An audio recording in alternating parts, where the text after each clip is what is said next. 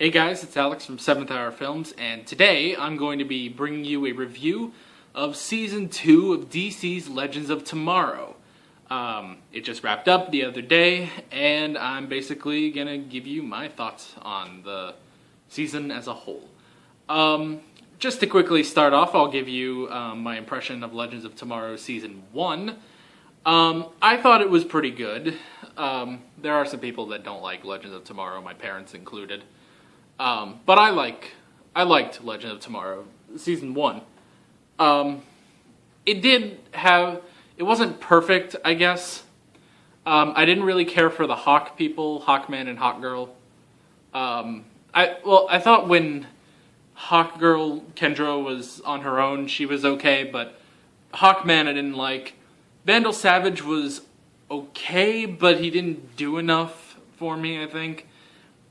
He wasn't really a threatening villain, but I liked all the other characters: Rip Hunter, Sarah, Firestorm, Ray, the Atom, Heatwave, Captain Cold. Was that it? I think that was it. Yeah, I think that was it.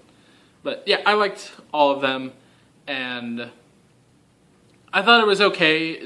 And again, the Hawk people, Vandal Savage, and I wish they had gone to a few other times. They really didn't go that far back in time. But that was all corrected in Season 2, which I'm going to talk to you about now. Season 2, no Hawk people, no Vandal Savage. We're going to more different times, so hey, everything's looking up. This time around, the villain is actually, well, we have a couple main villains, but the main core villain, I suppose, is Eobard Thawne, the Reverse Flash, who has been a villain on The Flash, obviously. For the most part, he was played by Tom Cavanaugh, because he took the identity of Harrison Wells. But now it's the guy who plays the original Eobard Thawne, Matt Letcher, I think that's how you say it. He's actually pretty good in this. I never thought, like when he was on The Flash, when they would do flashbacks to him or anything, I didn't really like him as the Reverse Flash, but that's because I thought Tom Cavanaugh was amazing as the Reverse Flash, and I didn't really give this guy a chance until Legend of Tomorrow. Now he's come in and he's amazing in this. He's great. He's a great villain, very fun, he's very much a smartass, which technically everyone is in a CW DC show. But yeah, but he's not alone as the villain. He has Damien Darhk, once again played by Neil McDonough, returning from Arrow. Malcolm Merlyn, which technically is a spoiler. If you haven't seen this season, I don't know what the heck you're doing here, but Malcolm Merlyn doesn't come in until about halfway through the season, I believe. Yeah, just about halfway, I'd say. But that's not all. We're probably going to get into more spoilers now, so sorry. If you haven't seen the season, I don't know what you're doing here. Go watch it. I believe CW starts doing reruns starting the week after the show is off. So probably if you go to the CW at well, for me it's 9 o'clock Central Time, but 10 o'clock, after iZombie. It wouldn't be after The Flash anymore. Maybe it'll be on Thursdays, I don't know, but catch reruns of the season. It's really good. So yeah, spoiler warning, here we go. Later on in the season, another villain is added to the Legion of Doom, is what they're calling them. And that would be Leonard Snart, back from the dead, pretty much. Or at least he's taken out of the timeline before he turns good, like Mick is. And now Mick is struggling back and forth between should he stick with the Legends, who don't really trust him, but they start trusting him at the end, or does he go back to his old partner? So it's an interesting conflict for Mick, and that's pretty much the villains, they're all pretty good, I would say. Maybe Malcolm Merlin doesn't get enough screen time. Because, I mean, he comes in halfway through the season. The rest of the season, it's been Eobard Thawne and Damien Dark. But now, then you get Malcolm Merlin. But he doesn't really do a lot of his Dark Archer stuff or anything like that. He's just there, he fights stuff. It's cool, it's fun, because John Barrowman. But I feel like he could have been used more in this Legion of Doom. We got 2 new legends this time around. Because we got rid of the Hawk people, now we have 2 new people. And actually, something to note is that first episode, they get rid of Rip, basically. Or at least Rip goes missing. They don't say he's dead, they don't know if he's alive, he's just MIA. And he's like that for a good 9 episodes, I'd say. 8 or 9 episodes. So we kind of lost our historian because, you know, this guy... Basically, Rip Hunter was the historian, or at least he knows time enough. But, I can't speak today, I don't know why. The first couple episodes is now, okay, well, who's going to lead the Legends now that we don't have Rip? And basically, it ends up being Sarah who takes control of the team and becomes the new captain of the Wave Rider. But, we're not done yet.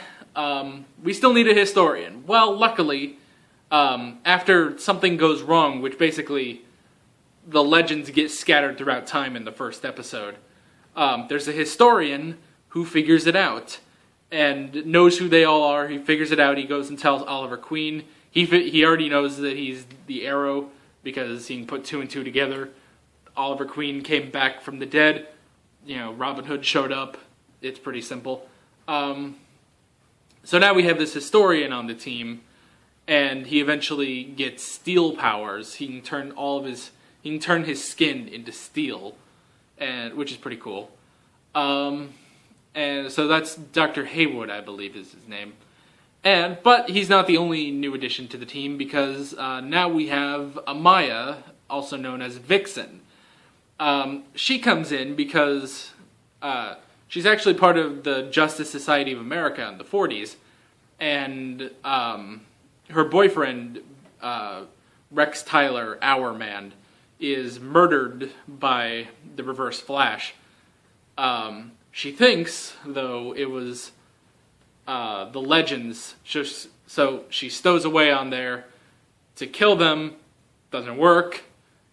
They figure out that someone else killed Rex Tyler, and so she goes on the mission to find Rex's killer, being Eobard Thawne. So yeah, so 2 new members to the team. They're pretty good. I like them. They're a lot better than Hawkman and Hawkgirl. I guess there's not really much to say about them. So I guess we'll just kind of move on to the basic story of this, is that the Legends are going through and fixing time aberrations, which end up causing time quakes.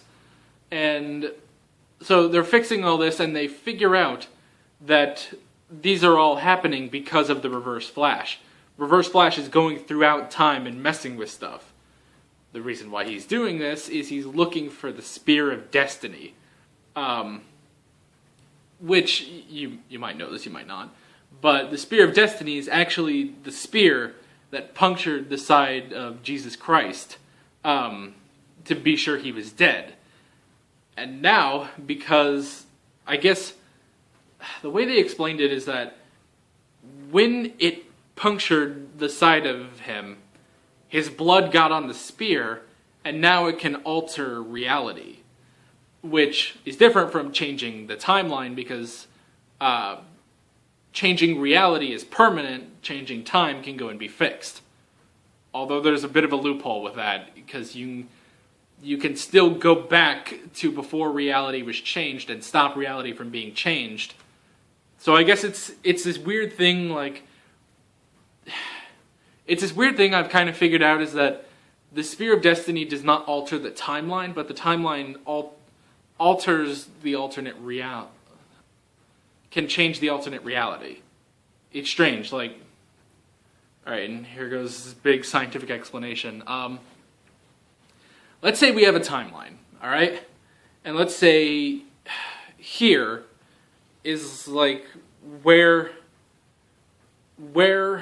I guess time is changed, basically. Or this is where reality is changed. We'll call this 2017. 2017, reality is altered. Hillary Clinton wins. Russia explodes. Australia becomes a weird circus place. I don't know, that's just what this reality now is, because this is what someone willed reality to be with the spear. These are the changes, but if you go back in the timeline, I'm trying to figure out which way this would be for you guys. I guess this way. If you go back in the timeline to any point before reality, this reality change starts, reality is still the same. So, leading up to that specific point, Donald Trump is still the president, Russia has not exploded, Australia is not a weird circus place. It's still the same. But as soon as you hit that point, let's say everything that led up, reality is changed on, what is today, April 5th? No, it's the 6th. April 6th, 2017. April 5th, things are still exactly the same as they were. Donald Trump, Russia, whatever. As soon as April 6th hits, reality is now different. So, you can still go back in time to the regular reality and stop reality from being changed, therefore keeping the normal timeline. Does any of that make sense to you guys? I hope so. I hope I explained that well. I did the best I could with what I just said. So, that is basically how the Spear of Destiny works. Eobard Thawne wants to get it so that he can actually not be erased from existence, because if you've seen The Flash, you know that his ancestor, Eddie Thawne, actually killed himself, which erased Eobard. Kind of. It erased him, but he's actually outrunning his non-existence. These shows sometimes make no sense. But he's basically, he has to keep running so that his non-existence doesn't catch up with him. And actually, his non-existence is the form of the Black Flash. Now, who the hell is the Black Flash? Well, again, if you watch The Flash, at the end of Season 2, Zoom, Hunter Zolomon, is captured by time wraiths. They circle around him, and it really deforms him into basically just this monster. And so basically what they did was the time wraiths, instead of just killing Hunter Zolomon, they basically made him into a time wraith speedster. So now he is the fastest man alive, but he has no will of his own. His will is the Speed Force. The Speed Force controls the Black Flash now, and he's going throughout time basically doing whatever he can to stop speedsters, just like time wraiths would. You know, speedsters that mess with time. He doesn't go after the Legends or anything, but he goes after speedsters, which is why he's going after Eobard Thawne. And Thawne actually has like a watch that will actually alert him to when the Black Flash will show up in the time that he's in. And so when that alarm goes off, he's got to haul ass out of here, pardon my French. He's got to get out of Dodge and go somewhere else so the Black Flash can't find him. So that's interesting. Damien Darhk is just trying to not die, because if you watch Arrow, this is actually very reliant on you watching the other shows, but that's not a bad thing. Arrow and Flash are good, so. Damien Darhk wants to stop his own death from happening in 2016, which is what happens at the end of Arrow Season 4.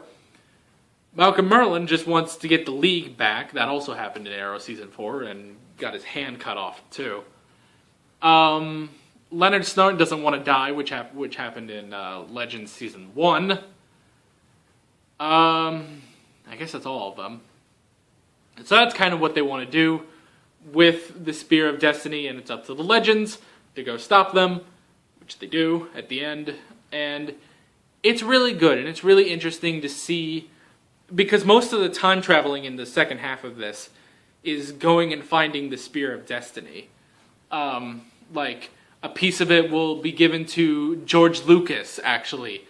Or it's on the moon, like Neil Armstrong put in the flag that Neil Armstrong had is a piece of the spear that he put on the moon. Or like part of the spear is in Excalibur, the sword of King Arthur. Like the spear tip is actually is part of the blade. And so and actually one of the members of the JSA actually forms Camelot and the mythos, basically, of King Arthur, just to hide this piece of the spear. So it's very interesting and creative where they go to find the spear. And eventually, once they have the spear, they have to go to World War I to find the blood of Christ, because that's the only thing that can destroy the spear. And they think, okay, well, is there anyone who knows where this, vial of blood is? And Nate, the historian, says, well, there is one person who wrote about this knight in the crusade who found the blood of Christ. And it turns out this person is J.R.R. Tolkien. I can't say R.R. very fast, or else it becomes R. So Tolkien is in this too, and it's just amazing to see where they go, when they go actually, and all the people they meet and all the crazy stuff, like the lines they have, like George Lucas has the Spear of Destiny. That's amazing, I love that stuff. And it pretty much just highlights how fun the show is. It's just fun. The characters are fun, all the villains are fun, the locations they go to are fun. It's just a very fun show, and I love it. And that clock is going off. It's 1 o'clock, so that's not really going to affect it. That clock is about to go off, so I think we're actually going to end the video by basically just saying I loved this season of Legends of Tomorrow, and I'm curious to see where they go here. Especially, I'm not going to spoil the cliffhanger that they did, but the cliffhanger at the end of the season finale, I'm very curious as to where they're going next with this. So, end cards are going to pop up right about now. You can click on those. You can follow 7th Hour Films on Twitter, at 7th Hour Films, right over there, in case you misspell it. I don't know why you would. And that's pretty much it. So, with all that being said, I'm Alex from 7th Hour Films, and I will see you guys next time. Take care.